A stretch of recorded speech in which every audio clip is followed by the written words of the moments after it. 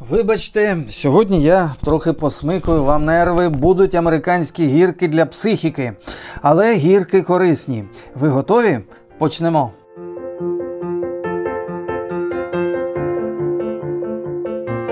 Йохані бабай, ми всі круто помилялися. Коротше, дивися, я казав, що байдуже чим фільмувати, бо з компа відоси дивляться все менше і менше, лише 34% глядачів. Третина. Зате дивляться зі смартфонів майже 46%. Ну майже половина. Половина – це, панове і пані, величезна аудиторія. Я казав, бери любительську камеру початку 2000-х і шпаляй з неї зображення завбільшки сірникову коробочку. Всім байдуже на деталізацію глибину кольорів. Дивляться ж з надолонників. Що там розгледиш? Тіпа. І ось сюрприз. Статистика почала показувати неухильне збільшення переглядів YouTube-каналів на телевізорах. На повноцінних телевізорах через Smart TV. Аж 15,6%. І цей показник зростає. Рік тому було відсотків 8 чи 6, а зараз майже 16. Звичайно, залежить від дня тижня, бо у вихідні з телека дивляться частіше, а в будні на бігу зі смартфонів, але YouTube все частіше дивляться з великих екранів. Тому зовсім не байдуже, з якою якістю фільмувати на перспективу. Коли ти відзняв відос і хочеш, аби його дивилися через 5-10 років, то якість має відповідати. Люди, слухайте, надолонники відступають. Ми повертаємося до повноцінного телевізійного зображення. Це, насправді, революція. YouTube переміг телеканали і посів місце ефірного мовлення. Ті, хто спілкуються через YouTube, перемогли державні телеканали і канали олігархів. Як мінімум, тепер нас накриють ковпаком силові структури. Але нас дивитимуться більше.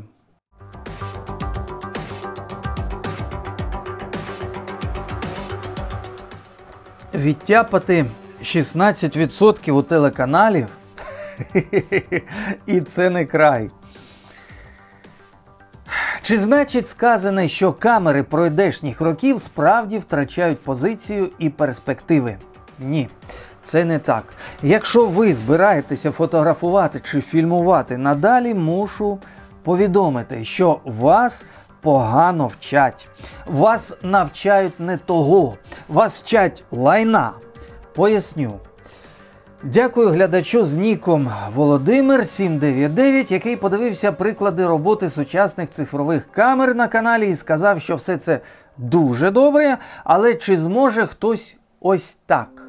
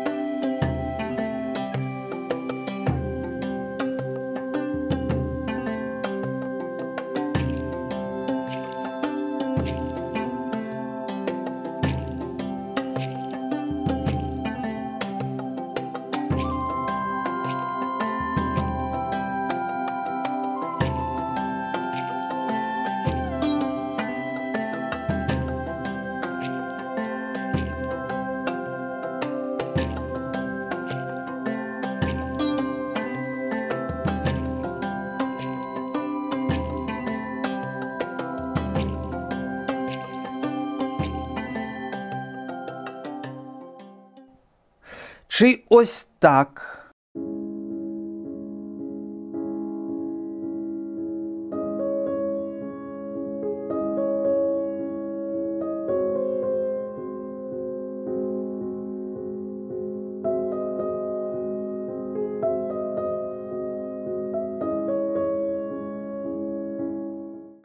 А може хтось зможе так?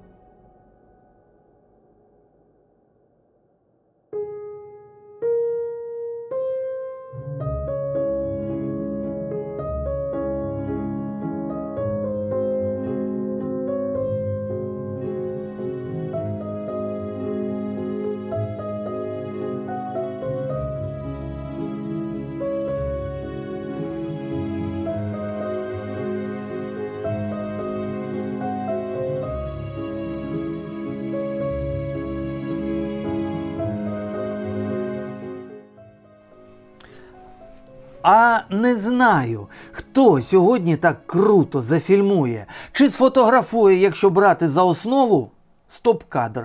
Колосальний операторський досвід і чуття, правильна операторська школа. Ну ви ж бачите, нинішня відеокінозйомка орієнтована на постобробку, на відео в RAW форматі, яке правиться і доводиться до ума на комп'ютері. А тепер вже й орієнтація на штучний інтелект, тобто на конвеєрну працю. Сьогодні окремо шукають оператора, окремо колориста, окремо фахівця по роботі зі штучним інтелектом, а тут на приладах, які ви бачили вище, приклади безпомилкової, блискучої, бездоганної роботи оператора. Такі незвичайні, що захоплюють, аж очей не відвести. Причому дані кадри одразу з камери. Кардинально різні школи. Те, що зараз і що було лише кілька років тому. Різні підходи, паралельні технології. Хоча... чи паралельні вже. У Німеччині всередині минулого ХХ століття ставили на зуби пломби з цементу. Дешеві пломби з гарантією 50 років. Скільки коштує цемент? Сьогодні ставлять пломби з дорогої металокераміки чи керамопластику, які служать в рази менше. Потім знаходять черепи з цементними пломбами і кажуть: «О, втрачені технології, Йорик, пращури щось знали». В Ірані під час будівельних робіт знайшли систему водогінних труб з порцелянини, якій 5000 років. Прочистити і використовують знову. 5000 років. Вічний екологічний матеріал. Глина. Дешева глина. А сьогоднішній дорогий водогін зі шкідливого пластику, що осідає в наших організмах, розрахований лише на 50 років. А труби з ржавого металу років на 30. І ви це добре знаєте. Вже ж час їх міняти у багатоповерхівках, ще й за всі гроші світу. Правда? Цивілізація йде не тим шляхом. Ми бігли до високих технологій, але ми вже проминули пік доступності цих високих технологій. Епоха споживання – все. Ми з вами доїдаємо залишки перевиробництва і думаємо, що на наш вік вистачить, а вже не вистачає. Тому цілком ймовірно, що той, хто має камеру, якій 10 років і вважає її сьогодні застарілою, ще через 10, якщо вона доживе, вважатиме її передовою та сучасною. Думаєте, таке неможливе? А подивіться на Кубу. де древні авто середини ХХ століття продають за 10 тисяч доларів і ніжно дбають про них, лагодять, заробляють на них, возять пасажирів. Там це масове явище. Пам'ятаєте, у нас колись не так давно повсюди були майстерні з ремонту парасольок, дверних замків, блискавок для одягу, майстерні з ремонту взуття, а зараз перевиробництво? Точно? Справді? Думаєте, ми до тих майстерень не повернемося? Щойно з сучасної Європи перевели виробництво до США. Що там Volkswagen, що там інші велетні?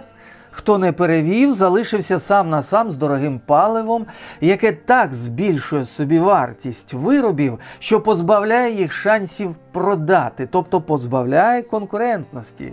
Східноазійський регіон, де зосереджене все виробництво фото-відеотехніки, це зона майбутнього цілком імовірного конфлікту. Конфліктів. Якби ж камера була дерев'яною коробкою, але для сучасної високотехнологічної збірки, якщо не доправиш один малюпусінький компонент з іншої точки земної кулі, зупиниться все виробництво одразу. І хто яку техніку собі надбав, з тією і залишиться, і буде вдячний, як з автомобілями зараз на Кубі. Можливий такий сценарій. Звичайно, можливий і протилежний.